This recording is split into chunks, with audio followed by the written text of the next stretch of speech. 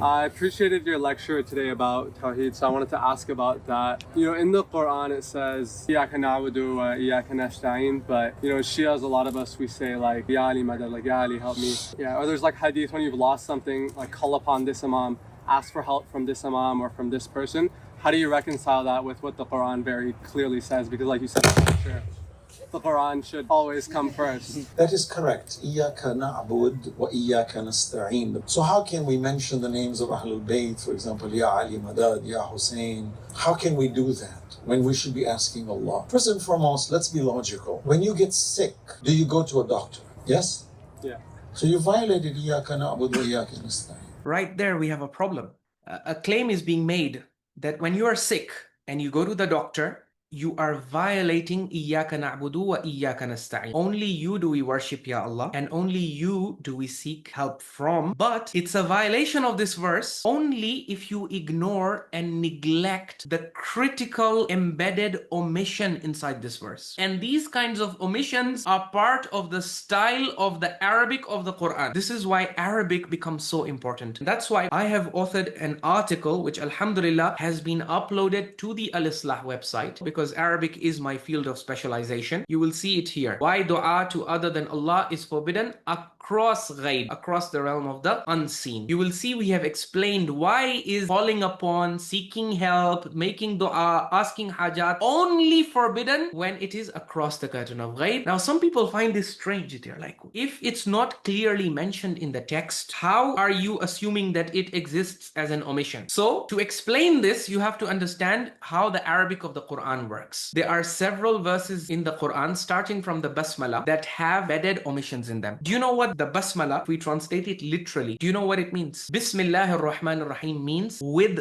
the name of Allah, the most merciful, the especially merciful. Does this sentence make sense? Does it look like a complete sentence? It's an incomplete sentence. What do you mean with the name of Allah? What are you going to do with the name of Allah? The sentence doesn't make sense if you translate it literally and you disregard, you ignore the embedded omission. What is being done with the name of Allah is not being mentioned. So I have explained that all the scholars have mentioned that there is a phrase I begin with, or we begin with, that is embedded inside the basmala as an omission. And it's not just Bismillah. There are several verses in the Quran, throughout the Quran, the phenomenon of ellipsis and omission in the Quran, because the Quran is the height of Arabic eloquence. And a very big part of Arabic eloquence is compressing large meanings or heavy meanings in really short phrases, expressions, and sentences. And so that's why I would recommend those people who are not familiar with this, read this article. It goes really deep into this. Did you know, whenever Allah forbids you from eating an animal on whom His name was not invoked at the time of slaughter, Allah phrases the command as وَلَا تَأْكُلُوا مِمَّا لَمْ يُذْكَرِ اسْمُ اللَّهِ عَلَيْهِ وَإِنَّهُ لَفِسْقٌ.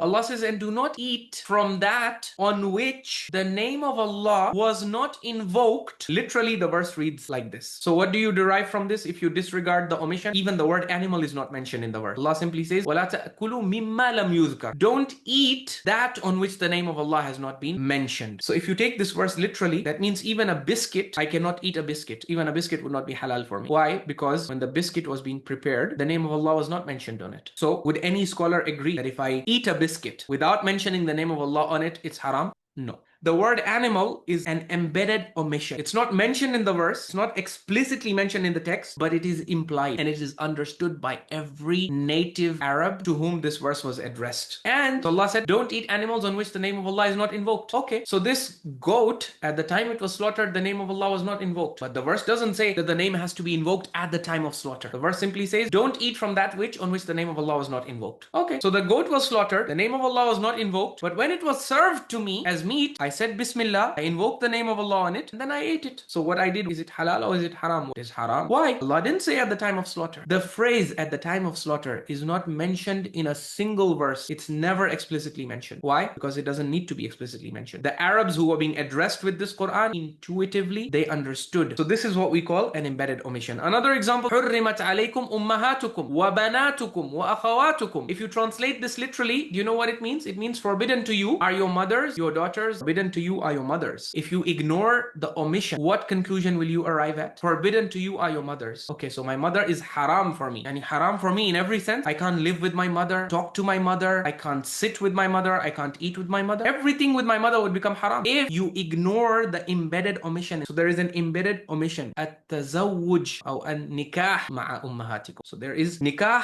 and tazawwuj is not mentioned in the verse explicitly, but it is embedded as an omission. Similarly in Surah Al-Hajj, أُذِنَ لِلَّذِينَ يُقَاتَلُونَ بِأَنَّهُمْ ظُلِمُوا. Permission, there is no mention of to fight. This is, we have put in the bracket, this is the omission. Permission is granted to those who are being fought. Does this sentence literally make sense? Permission is granted to those who are being fought. Permission to do what? To do what is not mentioned. What the permission is about is not mentioned. Why? It's understood. Similarly, when the brothers of Prophet Yusuf alayhi salam say, وَاسْأَلِ الْقَرْيَةَ الَّتِي كُنَّا فِيهَا وَالْعِيرَ الَّتِي أَقْبَلْنَا فِيهَا. They say, and ask the village in which we were. Now, tell me, how can you ask a village? There is an omission here. Ask the people of the village. And similarly, وَالْعِيرَ الَّتِي فِيهَا. Ask the caravan. How can you ask the caravan? It means the people of the caravan. And I've even given examples for those people who are finding this hard to digest. I've given examples from English.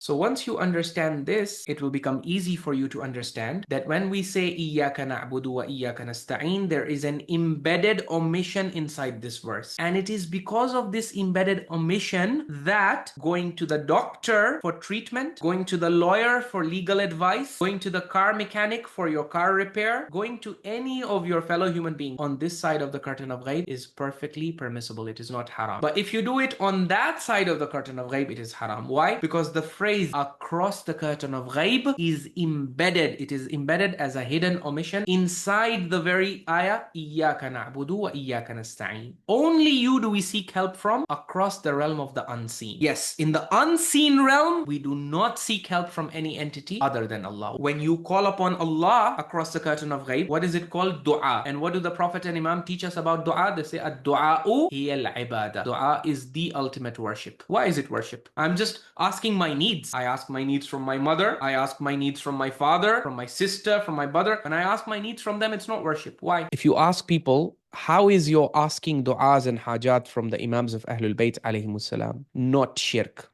Their answer is very simple. They say, because I don't consider the Imams to be God. In fact, we have a very firm belief that Imams are not gods. They are empowered slaves of God. Number one.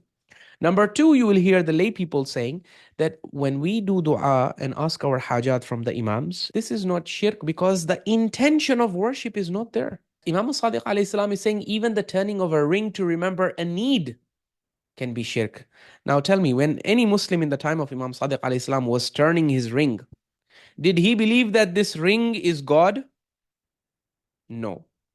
Did he believe that I'm turning this ring with the niyyah of worshipping, with the intention, with the conscious understanding that I want to worship this ring apart from Allah subhanahu wa ta'ala? No. Then how is it shirk? In the Quran, we are going to show you Allah subhanahu wa ta'ala defines shirk that taking any khususiyah, taking any exclusive quality of God, if you give it to any entity other than God, without sultan, without authorization from him, Allah calls this terminological shirk, the actual shirk for which Allah threatens the fire of hell and promises that He will not forgive it. When the Jews and Christians were blindly following and obeying their doctors of law, their maraji', they did not consider their religious and spiritual authorities and scholarship to be gods. So then why is Allah saying, اتَّخَذُوا أَحْبَارَهُمْ وَرُهْبَانَهُمْ أَرْبَابًا مِّن دُونِ اللَّهِ? These Jews and Christians have taken their experts of law, their jurists, and their monks as lords, as sustainers besides Allah subhanahu wa ta'ala. أَرْبَابًا مِّن دُونِ اللَّهِ. So Christians and Jews will say, Allah, we never said with our mouth that our scholar is a Rabb. How are you accusing us of shirk? It was in the more subtle areas where the scholars gave rulings that were not in line with the scripture, with the book of Allah. The rulings of the scholars were given precedence over and above the rulings of Allah, which were recorded in their scripture. And Allah said, this is what I call shirk. You are taking my power. It is my right that I should be obeyed unconditionally and under all circumstances. Ya Ali Madad, across the curtain of ghaib, with the belief that Imam Ali alayhi salam is all hearing, like he can respond to you wherever you are.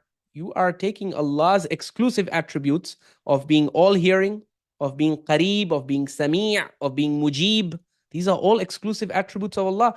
taking any exclusive quality of God, if you give it to any entity other than God, Qarib, Sami', Mujib, without sultan, without authorization from him, Allah calls this terminological shirk.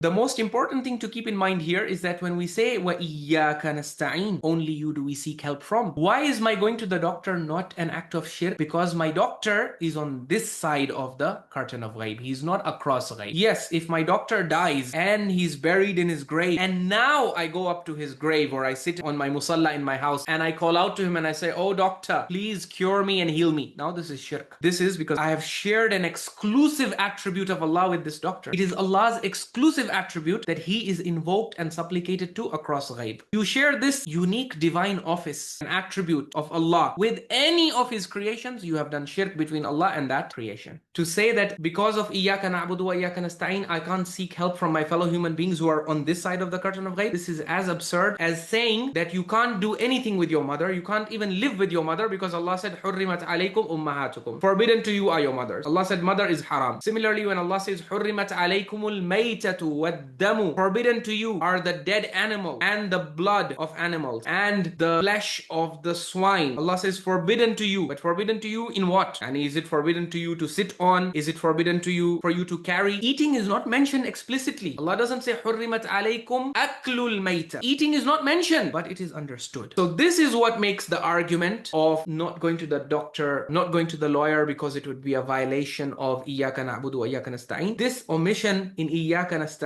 is what makes it absurd. Now, the next question you should be asking me is, yeah, but they're alive, those ones are dead.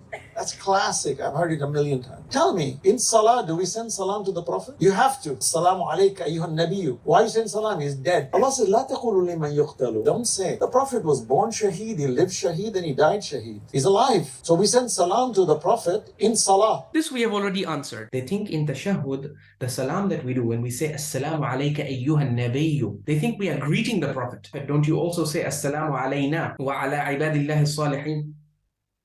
In the same tashahhud, do you not say Assalamu Alayna, peace be upon us? So you're greeting yourself?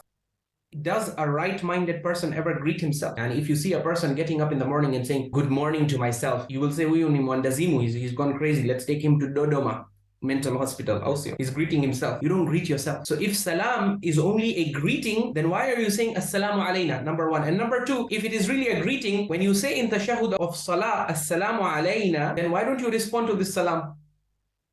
Why don't you say wa alayya salam? Responding to salam wajib che, siyo. It is wajib. When you said Assalamu Alayna, may the salam and peace of Allah be on us, you just did salam on yourself. Why don't you respond?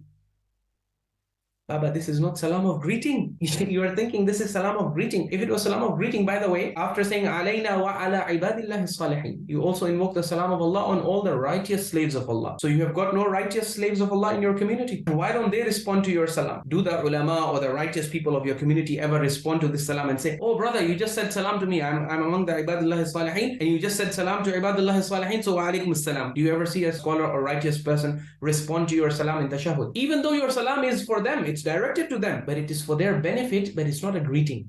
All the salams of tashahhud are not salams of greeting. Otherwise, if there were salams of greeting, you have to respond to it in audible voice. If someone says, Ya akhi, Assalamu Alayka wa rahmatullahi wa barakatuh, you can't whisper, or in your heart, you just say wa alaykum. So, and you say, I've responded to it. No, Isma' is wajib. The way he made you listen to his salam, you have to make him listen to your jawab. So if this was salam of greeting, it would be wajib on Rasulullah sallallahu alaihi wasallam, if he was hearing, to say wa alaikum salam and to make us listen through whatever miraculous power. It would be wajib on him to make sure we listen to his jawab. But the reality is, when we say Assalamu Alayka Ayyuha Nabi, this is no different from when we say Assalamu Alayna wa ala ibadillahi salihin. This salam is not salam of greeting, it is salam of dua. Salam of dua ekle, what does it mean? Salam of dua is a dua that you are making to Allah subhanahu wa ta'ala to send peace on whoever you are referring to. So it's just a dua for them, and they don't have to hear it, they don't have to respond to it. Only Allah responds to it. And that's why salam of dua you can do to yourself also. Don't you see Isa alayhi salam? He does it on himself. He says, Wassalamu alayya yawma wulidtu wa yawma amutu wa yawma ub'athu hayya. Once you understand this, you'll understand how this salam reaches the Prophet and benefits him. It doesn't reach in the form of your voice. It reaches Allah as a dua. Allah says this slave is is asking me to send salam, I will send salam on my Prophet. I'll send peace, not the greeting. He will send the actual thing you asked for, which is salam.